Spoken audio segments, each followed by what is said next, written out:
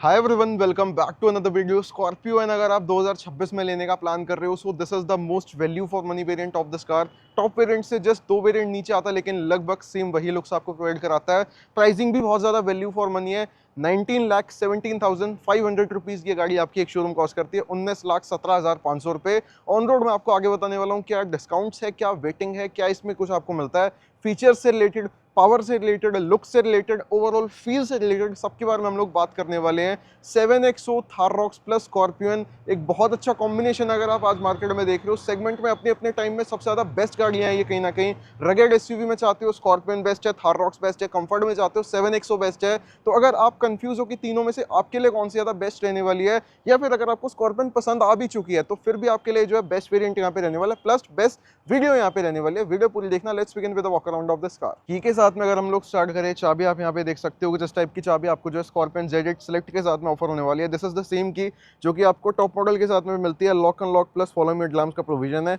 एक आपको जो है डमी की मिलने वाली है, एक सेंटर लॉकिंग, एक डेड की आपको मिलती है। सबसे पहले अगर हम लोग स्टार्ट करें स्कॉर्पियो एन की अपनी फ्रंट लुक्स के साथ में, आपको यहाँ पे काफी ज्यादा बढ़िया लुक्स मिलने वाली है। देखने में कोई भी नहीं बता सकता that this is not the top model, क्योंकि वही सेम ग्रिल आपको यहाँ पे मिल रही है जो टॉप मॉडल में मिलती है। वही सेम हेडलैम्प्स आपको यहाँ पे मिल रहे हैं प्रोजेक्टर एलईडी के साथ में जो आपको टॉप मॉडल में मिलते हैं। इवन वही same fog lamp plus DRL मिल रही है। नीचे की साइड में सिल्वर स्किड प्लेट भी वही सेम है। 190 mm का ग्राउंड क्लियरेंस वही सेम है। सब कुछ टॉप मॉडल जैसा ही है, एग्जैक्ट सेम। प्लस फर्क बस मैं आपको बताता हूँ, टॉप मॉडल में यहाँ पे कैमरा आता है और वहाँ पार्किंग सेंसर आते हैं, बस ये दो चीज़ों का फर्क है और कुछ भी टॉप मॉडल में इसमें ज़्यादा नहीं आता आपका। अब बात करते हैं साइड के बारे में। साइड से अगर हम लोग बात करें क्या कुछ डिफरेंस मिलता है टॉप मॉडल से, तो बहुत लाइटली या बहुत स्लाइट डिफरेंट आप मान सकते हो। अब यहाँ पे जो आपको 17 इंचेस के डायमंड कट अलॉय व्हील्स देके रख रहे हैं 245/60 17 की प्रोफाइल के साथ में। अपोलो टायर्स हैं यहाँ पे। अब टॉप मॉडल में जाओगे वहाँ 18 इंची के डायमंड कट अलॉय व्हील आ जाते हैं।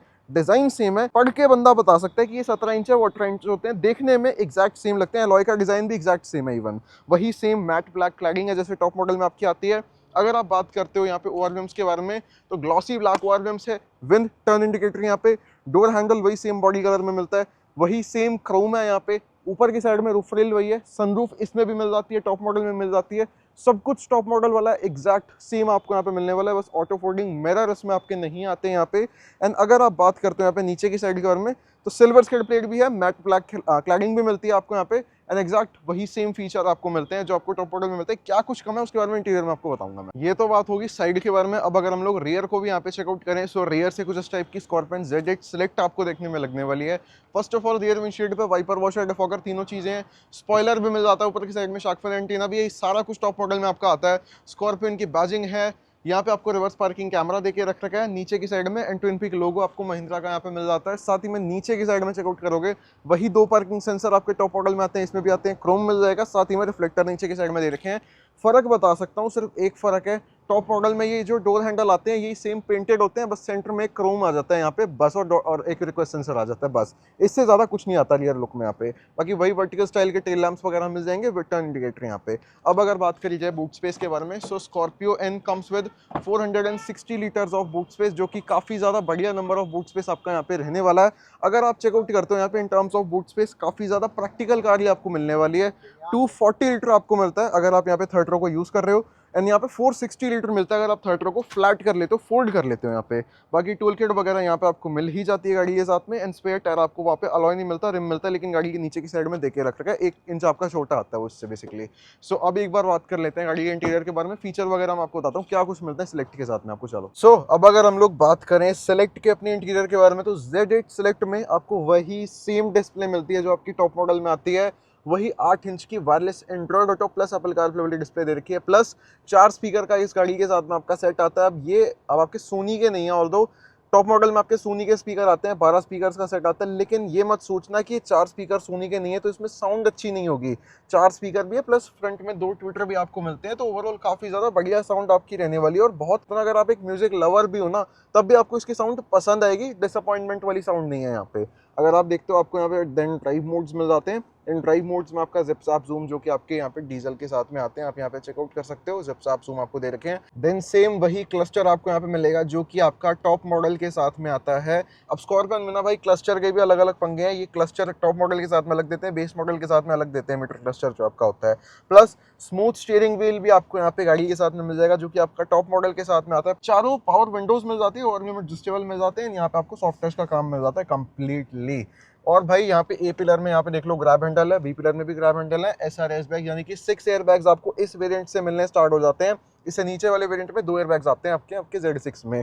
बाकी ऑटोमेटिक गियर बॉक्स है, लेदराइट अपॉजिटी की सीटें मिल जाती है जो कि टॉप मॉडल में आपकी आती है। भाई क्या कम है, मैं आपको सही बताऊं, एडास कम है एक तो यहाँ पे, और नंबर 2 सोनी के स्पीकर कम है, नंबर 3 वेंटिलेटेड सीट्स आपको फ्रंट में नहीं मिलती जो कि टॉप मॉडल में मिलती है यहाँ पे। देन मेन 2 डिफरेंस आपके और रहने वाले हैं, एक तो इलेक्ट्रिकल एडजस्टेबल सीट्स आपको नहीं मिलती, मैनुअल देके रख रखी है यहाँ पे, प्लस पार्किंग ब्रेक जो आपको मैनुअल दे रखी है, टॉप मॉडल में आपकी electronically parking brake with auto hold आते हैं। तो ये आपके फर्क बेसिकली रहने वाले हैं अगर आप इसको टॉप मॉडल से कंपेयर करते हो Z8 लग्जरी से। बट भाई प्राइस का भी मेजर डिफरेंस है, लगभग 4-5 लाख रुपए आपका महंगा ही आता है, सस्ता नहीं आता इससे। वायरलेस चार्जर वगैरह तो खैर यहाँ पे प्रोवाइड करके रख रखा है, यही 2-3 कमी है भाई और कुछ नहीं है। बाकी सेम फ्रंट का आर्मरेस्ट 2 कप होल्डर, पूरा पियानो फिनिश साथ ही में, लेदराइट अपॉजिटी, बढ़िया कंफर्ट, बढ़िया स्पेस, सब कुछ मिल जाता है यहाँ पे गाड़ी के साथ में।